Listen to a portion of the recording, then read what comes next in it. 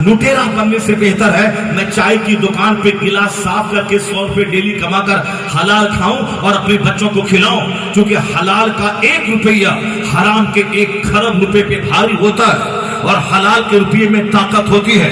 हलाल खाने वाले का सीना स्ट्रांग होता है, हलाल खाने वाले की सोच बुलंद होती है, हलाल खाने वाले की नस्लें भी पवित्र और पाकीज़ा होती है, हलाल खाने वाली की बेटियां किसी काफिरों के साथ नहीं भागती है, हलाल खाने वालों का बेटा किसी चमार और किसी डोमनी को दिल देकर उनके साथ नहीं भागता है, बल्कि हलाल खोर का दिमाग पाकीज़ा रहता है, हलाल खाने वाले का सीना स्ट्रांग होता है।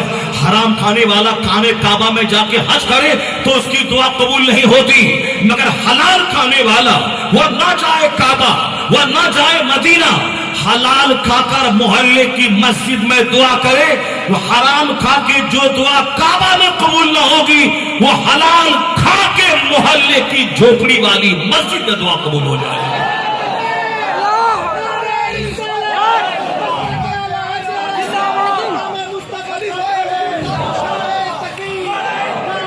और ये हलाल कारोबार, हलाल रोजी का इम्कान बिजनेस में ज्यादा होता है, हलाल रोजी काश्तकारी से ज्यादा मिलती है, हलाल रोजी बागबानी से ज्यादा मिलती है, काश्तकारी से हलाल रोजी ज्यादा मिलती है। खेत है, मैंने खेती की, वहां से मैंने गल्ला पैदा किया, अब उस गल्ले का मैंने 10वां हिस्सा निकाल के गरीब को दिया, बाकी 9 केजी हमने रखा और अपना हलाल खाया, बच्चों को खिलाया।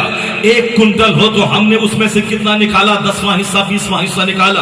अगर अल्लाह ने 1 करोड़ रुपए दिए हैं खेती बाड़ी से तो हमने उसका 2.5 लाख रुपए बतौर ज़कात उसका निकाल दिया। बाकी सारा माल प्योर है, प्योर माल खाएगा तो उसके अंदर प्योरिटी आएगी, उसकी सोच समझ में पवित्रता आएगी और तकद्दुस और पाकीज़गी आएगी।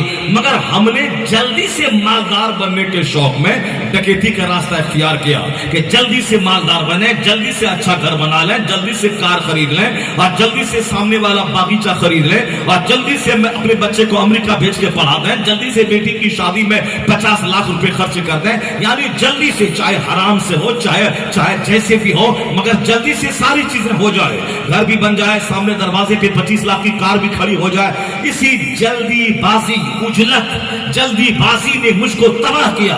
ये नहीं कि मैं आज आम का पेड़ लगाऊं और मेरा बच्चा 10 साल के बाद उस पेड़ का आम खाएगा। मैं एक स्कूल कायम कर दूं और उस स्कूल में बच्चा आज से पढ़ना शुरू करे, अब 25 साल के बाद यह स्कूल फल देगा और मेरा बच्चा ग्रेजुएट बनेगा, मेरा बच्चा साइंटिस्ट बनेगा। नहीं, आज सोचते हैं कि आज मैंने दरख्त लगाया है, अब कल ही फल निकल जाए और फिर स्लोली नहीं, ग्रेजुअली नहीं, बल्कि फौरी, स्पीडीली, यानी फौरी, क्विकली, जल्दी से हो जाए। जबकि तरक्की का राज है ग्रेजुअली, धीरे धीरे, तरक्की का राज है स्लोली, आहिस्ते आहिस्ते। स्लोली जो चलता है वो अपनी मंजिल पे पहुंच जाता है और जो फास्ट स्पीडीली दौड़ा वह थोड़ी देर के बाद थक जाता है और मंजिल मकसूद से पहले ही वह थक हार के बैठ जाता है, निशाने पे नहीं पहुंच पाता। Slow and steady wins the race, यानी जो आहिस्ते आहिस्ते चलता है, मजबूती से चलता है, वही मुकाबले को जीतता है, वही अपने पॉइंट पे पहुंचता है।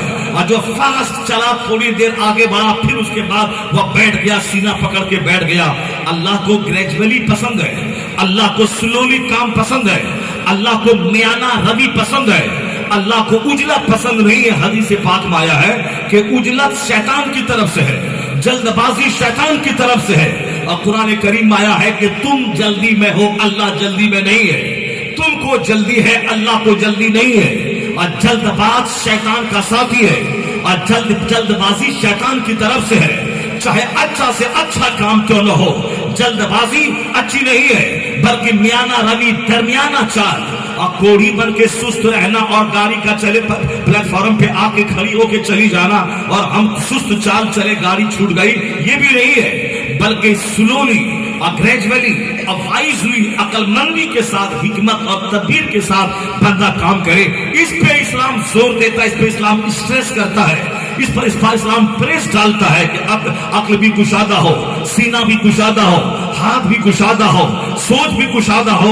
इस पे इस्लाम जोर देता है। ऐसा नहीं सिर्फ माँ को लेके बैठ गए और बीवी को धक्का मार के निकाल दिया, ये इस्लाम का पैगाम नहीं है। کہ باقی ماں کے پاؤں کے نیچے جنت ہے تو بس اپنی بیوی کو گالی دیا کہ نہیں میری ماں ہے، میری ماں کے پاؤں کے نیچے جنت ہے، اب مجھ کو ماں چاہیے بیوی نہیں چاہیے۔ اور جب خواہش کی آگ بدن میں لگے گی تو چلو آگ بجھا لیں گے، اس کے بعد کھانا پینا پہننا اور نہ پیار محبت یہ سب تم کو نہیں، پہلے ماں کو میں دوں گا اس کے بعد بچے کا کھانا تب تجھ کو کھلاؤں گا۔ یعنی اپنی بیوی کو دھکے دے کے نکال دینا، اس کو گالی گلوچ کرنا، اس کے چہرے پہ دو چار تماچا مار کے ذلیل کرنا، اس کے ماں باپ لگا کے اس کو گالی دینا، صرف ماں کے پاؤں کو پکڑ کے رہنا، یہ اسلام نہیں کہتا۔ اسلام کہتا ہے کہ ماں کے پاؤں کے نیچے جنت ہے، ماں باپ جنت کا دروازہ ہے، مگر اسلام یہ بھی کہتا ہے اگر ماں کے قدموں کے نیچے جنت ہے تو جو لقمہ محبت سے تم اپنی بیوی کے منہ میں ڈالتا ہے، ہر لقمے کے بدلے میں اللہ تجھے نیکی عطا فرماتا ہے۔